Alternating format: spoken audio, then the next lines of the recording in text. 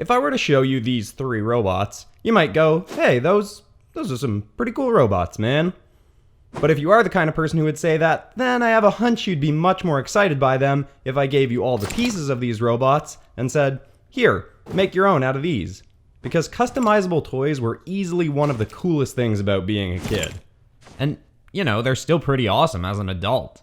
And part of the reason for my lasting appreciation for customizable toys is because I think they were a big force behind my drive to develop my skills as an illustrator and animator.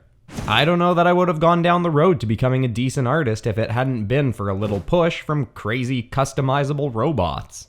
And before I get into that, I gotta ask, hoping someone else out there can explain, why do I still always want to buy these old toys? Even though I'm not gonna play with them, I'm just gonna set them on my desk and go, yeah, these things are cool. Like, why? I don't understand the logic, but I still always really want to buy them. It's the worst when I'm at Comic-Cons because I'm just surrounded by them. The main ones I'll actively seek out are called Minimates, which are like taller, more posable Lego figures whose limbs and heads could be swapped around. And somehow, like with Pop Funkos, the company that makes them has the rights to everything. So they have characters from Marvel and DC and Ghostbusters and Halo and Kiss and... Hey, wait a minute. Is that a coincidence or...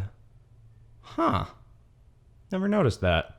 Anyway, sadly it's really hard to find any good retailer for Minimates in Canada. At cons I can only ever find bottom of the barrel ones like a Captain America movie pack with just a Hydra soldier and Arnim Zola, or an Avengers pack with Chitauri Soldier number 7 and a garbage can full of shawarma wrappers.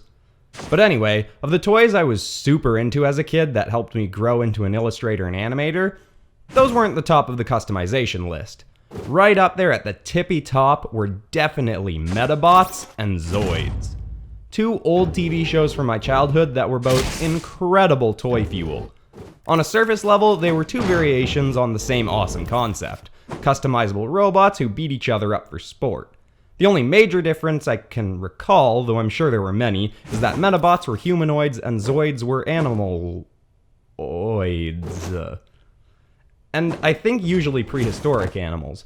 But then the main guy's bot was called Liger Zero, and I don't know if Ligers ever actually existed in real life. I should look that up, one sec.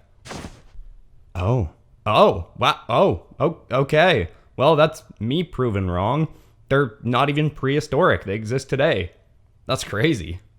Anyway, of the 2 shows, I liked Medabots better. I've always leaned towards superhero stuff, and the bots were basically like Build-A-Hero with whatever crazy arm cannons and blasters you acquired. Plus, they had fun personalities, whereas I don't think Zoids really had much in the way of character, it was just a person sitting in their head driving them. And although the Medabots toys were not the most posable and action figure-like, I just loved finding new mix and match robot designs and trying to make the ultimate bot in terms of what I thought was cool. And you could do the same thing with Zoids. In fact, while I liked Medabots better as a show, I'd probably argue that Zoid's toy customization was far beyond that of Medabots. Especially the main guy, Zoid, Liger Zero. You could swap in and out different colored builds of him for different types of combat, and he just looked so awesome. Honestly, even nowadays, I wish I had a catalog of every Medabot's limb and upgrade or piece of Zoid armor, so I could go and decisively pick which pieces I would use now to make the ultimate bot. But then again, nowadays, I guess I don't really need a catalog of other people's design elements. See, the customizable toys had been a great first step in terms of designing things I liked, and pushed me towards wanting to have more creative control over my favorite robots and superheroes and monsters. I don't remember a specific conscious realization of this, but I imagine as a kid, at some point I transitioned into a state where I was tired of just customizing cool stuff out of the pieces provided to me by someone else, and just decided, hey, I'm gonna learn how to draw real good so I can make literally anything I want. And although it took me many years to get to the point I'm at, now I can just make anything I can imagine, and it feels incredible. Any artist out there who's putting in the work to draw well from imagination, it is so worth it. Keep going.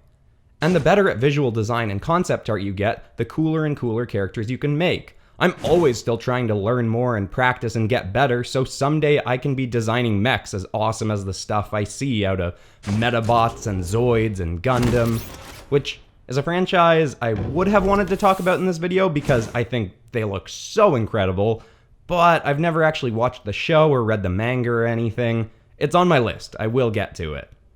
Anyway, now with character rigging, which is building and piecing together a character for animation, I almost feel like I'm just building my own toys. Instead of relying on whatever toys I can buy and being at the mercy of whoever decided my Spider-Man's elbows didn't need to bend, I can just make any character I want as posable as I want and make them fight and interact with whoever else I want. So, if any parent out there for some reason is watching this, if you have a kid who's been begging for some cool customizable robot toy, think about it this way. Getting that for them may actually be a great first step for them to discover their own artistic abilities. And contrary to popular belief, there are a lot of very lucrative artistic jobs out there, especially if you become decent at animation. So the moral of the story is, buy your kids more toys.